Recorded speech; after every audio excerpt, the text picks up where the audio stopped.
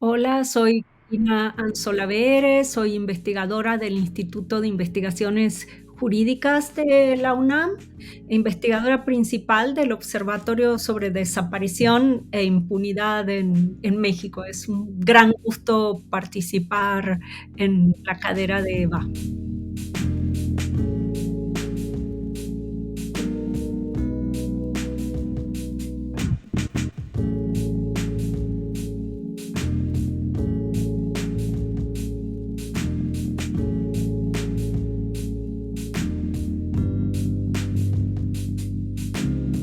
Claro, un poco, lo que se refiere es que si bien las desapariciones de mujeres se han incrementado en los últimos años, eso es indudable. Si nosotros pudiéramos ver, pues, es una línea, ¿no? A partir de la información que tenemos disponible, la desaparición de mujeres, crece, empieza a crecer o empieza una curva ascendente a partir de 2007 en conjunto con las desapariciones de hombres, ¿no? Esto es algo importante. Las desapariciones de mujeres no son un fenómeno distinto o son un fenómeno con características distintas, pero la tendencia es similar. Cuando desaparece más gente, desaparecen más mujeres, tanto mujeres como... Pero ¿qué observamos y a qué se refiere el párrafo que tú mencionabas? Es que en México estas desapariciones están atravesadas por condiciones locales de violencia, por cómo se articula la violencia en diferentes lugares y además en diferentes momentos, ¿no? Porque probablemente pues, la violencia de las mujeres en los 70s pues no es la misma que ahora, se manifiesta de otras maneras. Entonces lo que queremos llamar la atención es acerca de la importancia de tener el bosque, ¿no? De mirar lo que sucede a nivel país, pero también poder concentrar nuestra mirada en lo que sucede a nivel local, ¿no? A nivel entidades federativas y también municipios y áreas de las entidades federativas y también incluso hasta regiones, ¿no? Que incluyen a varios municipios, a veces de varias entidades federativas. A esto nos referimos.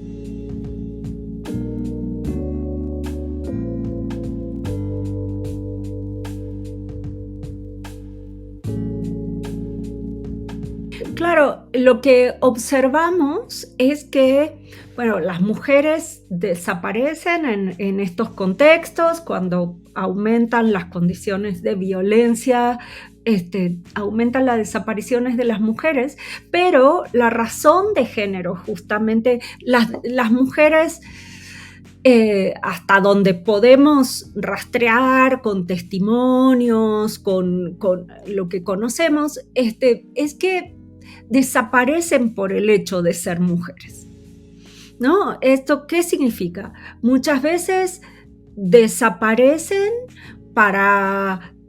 porque alguien, su pareja sentimental o alguien cercano, como forma de ejercicio de violencia, las oculta, ¿no? Y eso tiene que ver con pues, los estereotipos de género.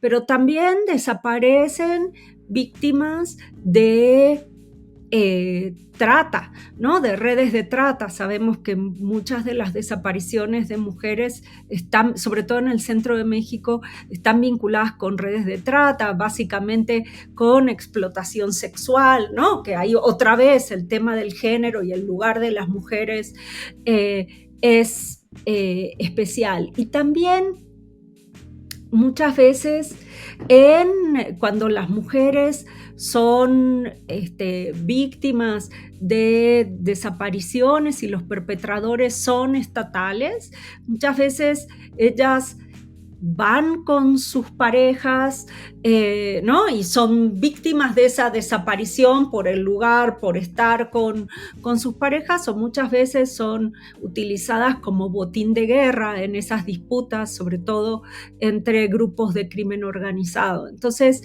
creemos que digamos, así como no podemos invisibilizar el género en las desapariciones, tenemos que mirar las desapariciones con perspectiva de género, ¿no? Y creo que la perspectiva de género está ahí, reconociendo las dinámicas de género que están presentes cuando desaparece una mujer, ¿no? Y, por ejemplo, otro dato, ¿no? Las mujeres que desaparecen son más jóvenes, ¿no? En general son niñas y adolescentes, ¿no? Y esto también nos está diciendo otras cosas. Entonces yo diría que es fundamentalmente eso, que las mujeres desaparecen en muchísimos casos por ser mujeres, porque son tratadas como botín de guerra. Hay casos que sabemos, ¿no? Que, o sea, parte de la violencia y de las desapariciones tiene que ver con la violencia entre grupos de crimen organizado, aunque no solo, pero muchas veces las novias, las esposas, las hermanas son utilizadas como botín de guerra, ¿no? En los procesos de disputa. Entonces, bueno, no podemos dejar de tener en cuenta esto. En el fenómeno de las desapariciones, ¿es importante destacar si se trata de una desaparición forzada o cuál sería la diferencia en estos casos? A ver, yo creo que cuando una persona desaparece es terriblemente grave. Entonces, cuando una persona desaparece, hay que buscarla y hay que hacer todo lo posible por encontrarla, independientemente del adjetivo que le pongamos a la desaparición. Entonces, primera cosa, yo hablo de desapariciones sin adjetivos, porque lo que encontramos en México es que hay desapariciones que son forzadas, cometidas por agentes estatales, y hay otras desapariciones que no se pueden atribuir a agentes estatales. Pero esto no le resta importancia ni a la desaparición ni a la responsabilidad del Estado de buscar e investigar, ¿no? Entonces, yo creo que el punto es que cuando una persona desaparece, hay que buscarla y hay que saber qué pasó. No preguntarse quién la desapareció. Pues hay que preguntarse dónde está, no quién la desapareció y cómo las encontramos, ¿no? Qué importante esto que mencionas, porque hemos encontrado mucho esta diferenciación e incluso quienes señalan que es importante que cuando se hable de desaparición siempre venga acompañada de desaparición forzada, ¿no? Pero creo que, como lo explicas, cuando se habla de una desaparición no es que alguien haya tenido la voluntad de desaparecer, ¿no? Y desde allí es una diferencia importante. ¿Y a qué se debe que haya lugares que presentan más desapariciones que otros? Y en ese sentido, ¿cuál es la relevancia de contar con un informe como el que ustedes prepararon? Bueno, se debe a que en general, como veíamos, ¿no? Cuando aumenta las desapariciones no suceden en un vacío, ¿no? Las desapariciones sucede en un contexto en el que en general aumenta la violencia y aumenta la tolerancia a esa violencia, ¿no? Y se utiliza la estrategia de la desaparición porque probablemente en el corto plazo, ¿no? Se sabe que la clandestinidad de las desapariciones, la incertidumbre que genera en las familias, por no saber qué sucedió, qué hacer, si actuar o no actuar.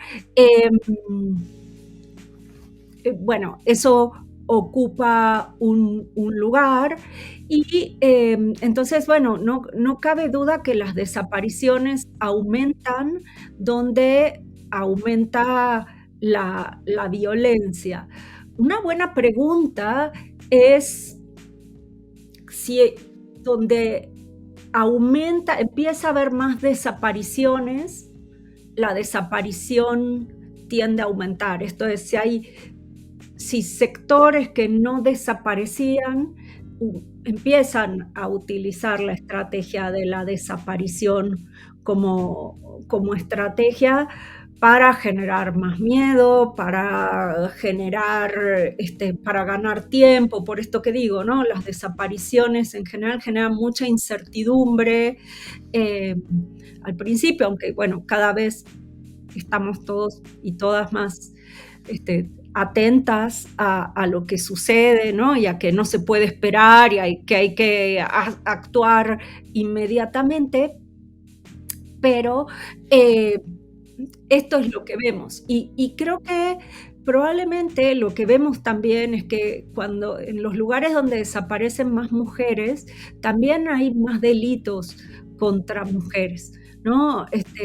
También hay en general más violaciones, o sea, son lugares en los que existe una marcada violencia contra las mujeres y una marcada tolerancia hacia esto, ¿no? Que es un poco lo que nos podría permitir entender esto, y además son lugares que están en rutas, ¿no?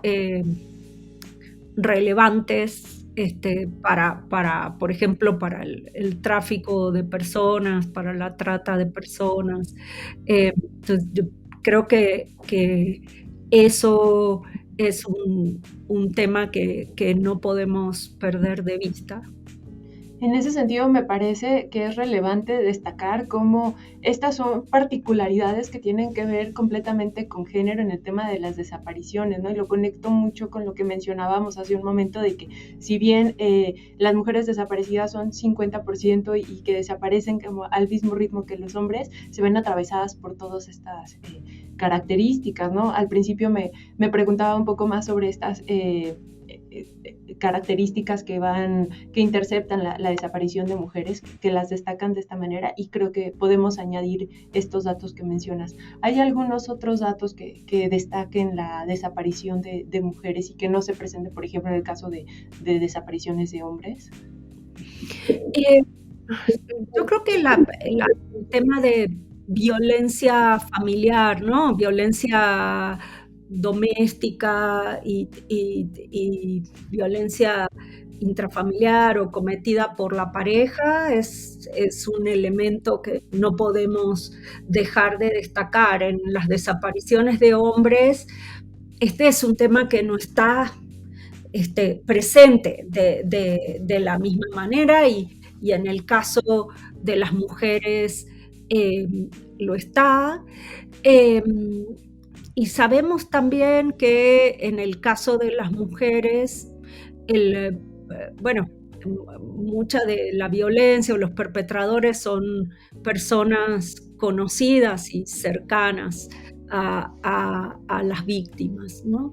Lo cual, a ver, esto y nosotros como personas que estudiamos, hay que estudiar, hay que saberlo y hay que estudiar para ver las diferencias, porque no solo se trata de represión estatal, no solo se trata de crimen organizado, hay un problema de violencia de género, de las parejas, de las familias, y esto no podemos, y atraviesa el tema de la desaparición. Esto no podemos negarlo. Lo que no puede suceder, en mi opinión, es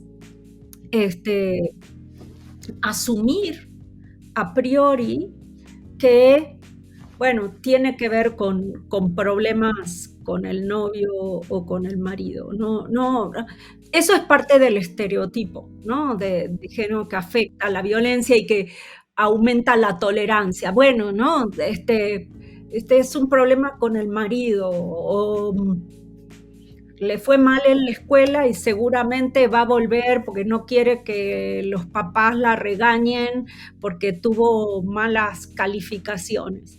Ese es el problema.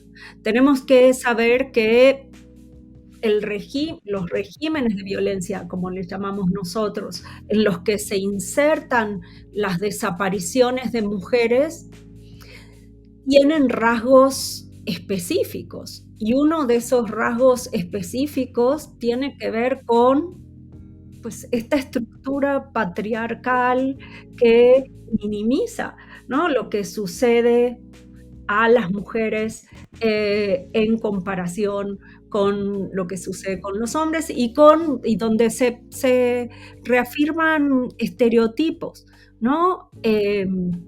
Todavía es indignante que cuando desaparezca una mujer haya una campaña, por ejemplo, hablando o descalificando, sus su calidad moral o poniendo en cuestión el tipo de vida que llevaba, ¿no? Pero esto nos da la pauta de la fuerza que tiene esto y que esto es parte de una, estructura que está presente no solo en los motivos por los cuales, para entender los motivos por los cuales las mujeres desaparecen y desaparecen cómo lo hacen y dónde lo hacen, sino también para poder mirar críticamente las respuestas que se dan a esto, ¿no? Porque si la primera respuesta cuando desaparece una mujer es, pues es un problema privado o es un problema porque seguramente se fue porque le fue mal en la escuela y después va a volver y no quiere que la regañen. Creo que ahí es donde, en un contexto como el que vive México, ¿no? Es donde empiezan, digamos, la falta de debida diligencia que hay que tener porque estamos ante un problema crítico, ¿no? Sí, completamente. Y creo que tiene todo que ver con otra pregunta que quería hacerte y que va muy de la mano con la perspectiva de género que mencionabas hace un momento y con esta revictimización que se destaca en este punto. Y es que dentro de los protocolos de búsqueda e investigación se hace referencia a la perspectiva de género y acciones diferenciadas para los casos de mujeres desaparecidas. Y quería preguntarte cómo funcionan estos y pues que nos cuentes un poquito más de por qué son importantes en este caso de los protocolos. Bueno, justamente para un poco tratar de neutralizar estos estereotipos y estas creencias absolutas. Sí, los protocolos de búsqueda e investigación tienen enfoque de género, enfoque diferencial, o sea que no se puede hacer una búsqueda o una investigación ciega a las características de género, ¿no? Y a otras, ¿no? A la condición de migrante, a la condición de niña, niño y adolescente o de persona indígena. Y creo que esto es cuando investigamos o cuando las autoridades investigan y buscan, lo primero que hay que hacer es, además de ponerse el lente de buscar y preguntarse a dónde puede estar, por qué se puede haber, por qué puede no saberse la suerte o paradero de esa persona, lo que nos llama en esta perspectiva es a ponerse los lentes, ¿no? Los lentes de género, es decir, bueno, en el caso de una mujer, ¿qué razones, ¿no? ¿A dónde podría ir a buscarla? ¿Qué sucede? Pero además, ¿qué sucede con las mujeres que desaparecieron antes de manera similar en el mismo lugar, ¿no? ¿Qué patrones nos permiten informar? Porque lo que sabemos es que las desapariciones se hacen para ocultar. Entonces, pues la falta de información va a estar en el centro del punto. Entonces hay que generar información a partir de otros, bueno, de estos análisis de contexto que tienen justamente el tema de género o la perspectiva de género, que deben tener perspectiva de género, ¿no? O la perspectiva de género como una perspectiva específica. Digo, si estamos haciendo un análisis de desaparición de mujeres en Ecatepec, pues el contexto es clave y hay que mirar quiénes desaparecen, por qué están desapareciendo durante todo este tiempo, ¿no? Porque sabemos que no es un caso aislado. sabemos que son casos que están vinculados, bueno, o que hay similitudes y que ocurren en una misma zona y uno debería preguntarse por eso. Entonces, bueno, yo creo que estas son las herramientas, el ponerse los lentes de género, ¿no? Tener una obligación, no significa que siempre las autoridades se los pongan, pero por lo menos tener esa obligación, ¿no? Poder hacer análisis de contexto para ubicarlos, si hay municipios donde desaparecen más mujeres que hombres, ¿no? Deberíamos preguntarnos, como vemos en algunos municipios del Estado de México, en ese estudio y demás, uno debería preguntarse qué está pasando ahí, ¿no? ¿Cuáles son las dinámicas específicas ahí adentro por lo cual esto está pasando? Entonces sí, creo que los lentes de género y el enfoque diferencial son, son claves y que pues tiene que estar, digamos, a la pregunta de dónde está la persona o qué pasó con esa persona, hay que preguntar, hay que agregarle, diría yo, otra pregunta, como, digamos, este, esto le pasa por ser mujer o cómo influye que esto le haya pasado por ser mujer o por ser persona indígena o por ser niña, niño y adolescente o adolescente, ¿no? Claro, claro, completamente. ¿Y cómo afecta la falta de capacidades de las instituciones que intervienen en las tareas de búsqueda y de investigación en la violencia de género y desaparición de mujeres? Eh, a ver, yo lo que creo es que, este, en sobre todo afecta por la falta de recursos, ¿no? Afecta de manera muy clara. Cuando nosotros tenemos un problema de una magnitud muy grande, que rebasa, ¿no?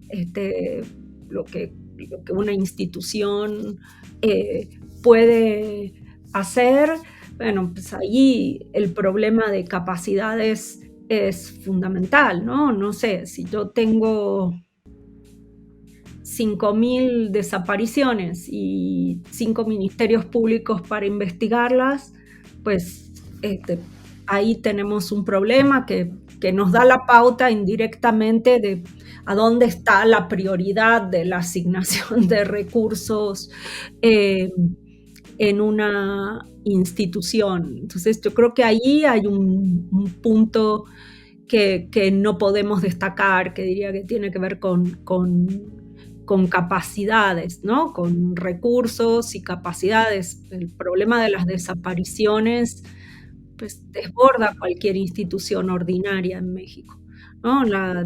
Digamos, la magnitud del problema, el problema forense, el problema desborda lo que cualquier institución puede hacer. No estoy justificando que no se haga, lo que digo es que hay que saberlo y tomar decisiones y desarrollar estrategias en relación con este tema.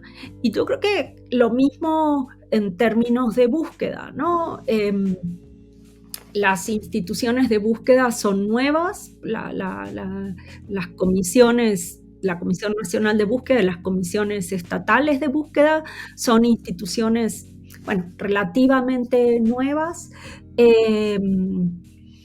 que tienen una posición complicada en el diseño institucional, ¿no? Digamos, pueden buscar, pero tienen que coordinarse, no tienen peritos forenses, entonces tenemos todavía un modelo de respuesta que por una parte no ha resuelto los viejos problemas de la impunidad y de la investigación y está construyendo una nueva institucionalidad de búsqueda que está en desarrollo y que está, bueno, peleando de alguna manera un lugar eh, eh, para hacer las cosas de otra manera, pero con pocos recursos frente a la envergadura del problema. Y yo diría algo así como tenemos que el problema viejo de la impunidad, ¿no? De las fiscalías que no actúan diligentemente frente a las desapariciones, no se ha resuelto y sigue ahí. Y la solución que se articuló, que es las instituciones, que son las instituciones de búsqueda, ¿no? Para poder, eh, digamos, este, atender a una de las principales demandas de las familias, que es saber a dónde están sus seres queridos, todavía no termina de madurar. Entonces tenemos lo viejo que está ahí y lo nuevo que no termina de madurar. Y yo creo que estamos en un punto de inflexión donde hay que pensar efectivamente, bueno, qué trayectoria va a tomar esto y que ahí, pues el tema eh, de recursos y poder, ¿no? Es clave.